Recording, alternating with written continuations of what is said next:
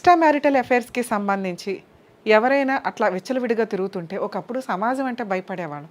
ఈరోజు సమాజమే ఎంకరేజ్ చేసే స్టేజ్లో ఉండొద్దు. ఎందుకంటే ఆ చెత్త, ఆ క్రైము, ఆ తప్పు అనేది మీ ఇంటి దాకా ఎక్కడ వస్తుందో, మీ పిల్లల లైఫ్ ఎక్కడ స్పాయిల్ అవుతుందో, అప్పుడు మీరు క్వశ్చన్ చేసో ఆన్సర్ చేసో సమాధానం చెప్పలేరు.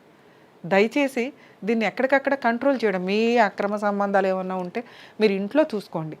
దాన్ని అంత పబ్లిసిటీ చేయాల్సిన అవసరం లేదు అని నా ఉద్దేశం. పబ్లిసిటీ చేయకండి సార్, ఆదర్శ దంపతులు ఎవరైతే ఉన్నారో వాళ్ళకి నేను చెప్తున్నా.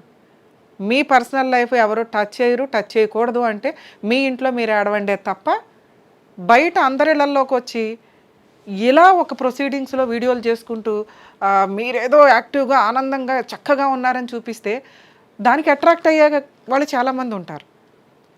అబ్బా, ఇలాంటి ఒక అమ్మాయి తగులుకుంటే బాగుంటుందేమో, నా భార్య కంటే ఇలా కీపులు బాగుంటారు చక్కగా సరదాగా, అలాగే ఆహా మా ఆయన జిడ్డు, మా ఆయన రూపాయి ఖర్చు పెట్టడు, ఇట్లా డబ్బున్న వాడిని తగులుకుంటే బాగుంటుందేమో.